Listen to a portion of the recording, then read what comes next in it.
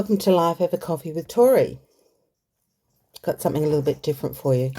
Got this. It's not coffee, but what it actually is, let me just hold this middle piece down. It's a gift that was given to me many years ago. It wasn't a gift. I sort of bought it for myself, but yeah, my partner bought it for me.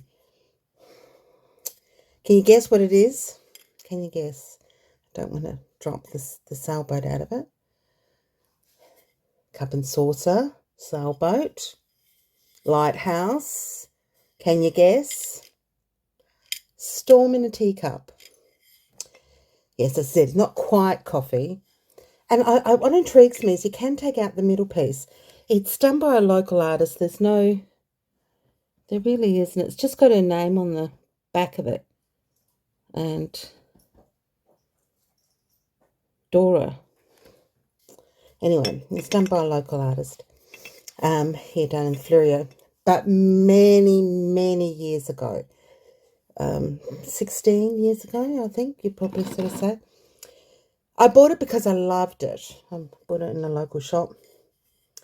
And it reminded me of a lot of things. And I just moved house to where I'm living now.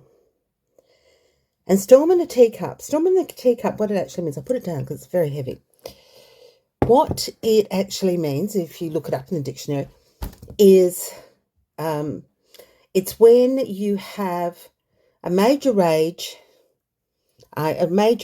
over a trivial item or a trivial issue.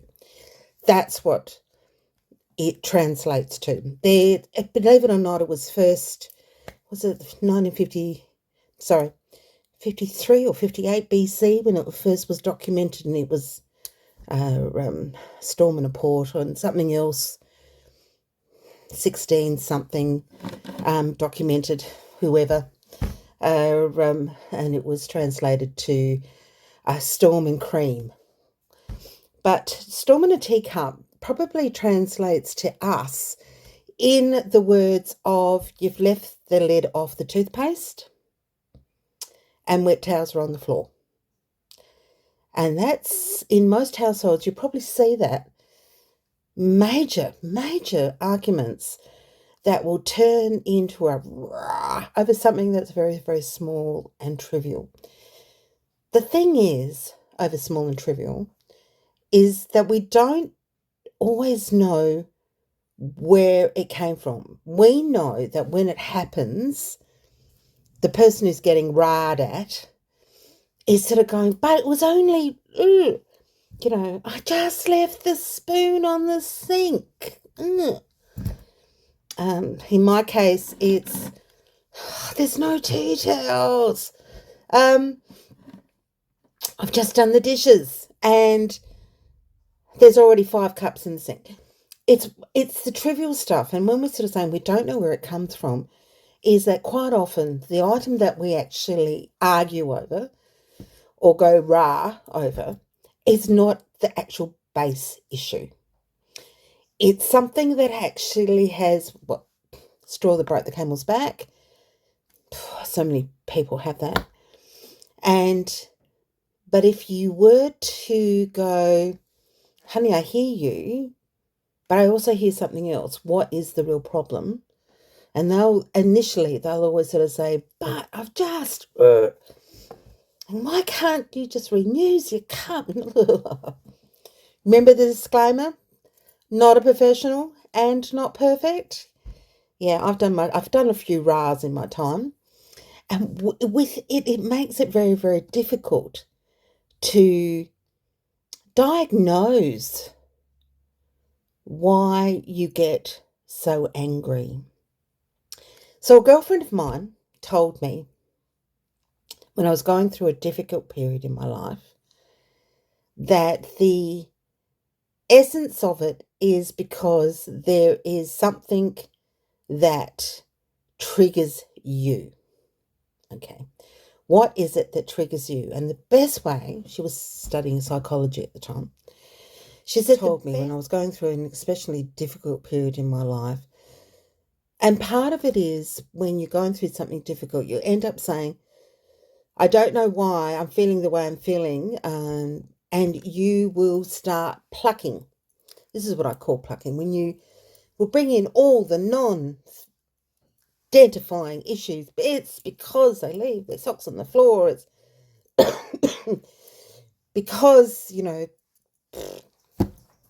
wet towels, toothpaste. And this is why I don't like them. And this is why I get angry and whatever. Not true. All right. It's not true, she says. She said, what you need to do is work out really what is your word. My word? What do you mean, my word? She goes, we all have a word that brings out the best or brings out the worst. Our trigger word. What you need to do, this is an exercise to have a try at, have a look at the different circumstances in your life. Write it down. It could be a page, whatever. But then bring it down, condense it to a paragraph. Then condense it again to a sentence. And where possible, condense it down to a word. Now, sometimes it might be 2 words. For me, it's 1 word. I can tell you what that word is. If you push my worth button and make me feel worthless, you will get agitation.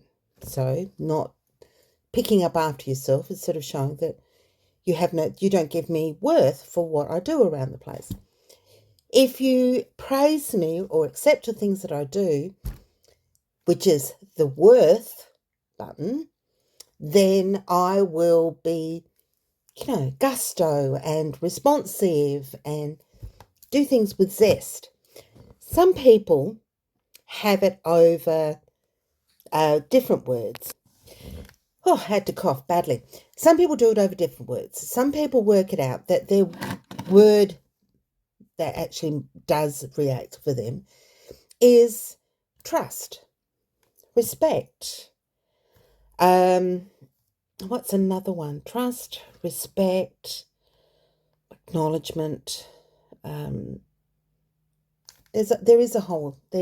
are a lot of words about what we will react to.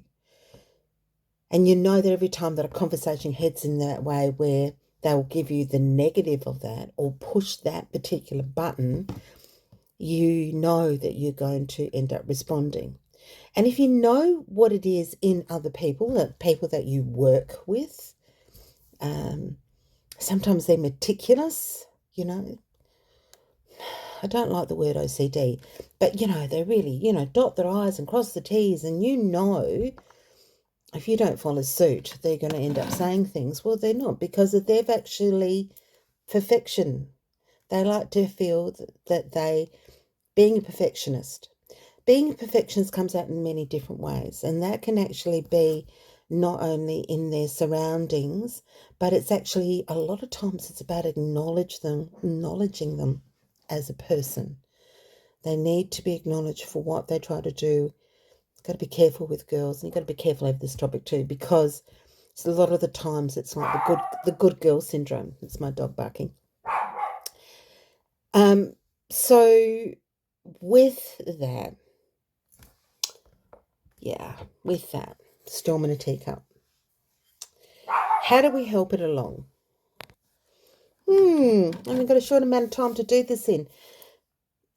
Storm in a teacup is when you acknowledge this, and how do you overcome it, and how do you respond back to your partner? And really, there's so many guidance counsellors and professionals and whatever that will tell you. But sometimes it's about don't respond. If they're getting rah over something small, wait till they take a breath and go, love, I hear you. I do hear what you're saying. But the only thing is that I apologise that annoys you. But I'm a bit concerned that this is actually more about something else and not actually about the teaspoon, the toothpaste. Whatever it is has sent them off their tree. And do you want to talk about that? Do you want to talk about it now, or do you want to talk about it a bit later on? It's the calmness.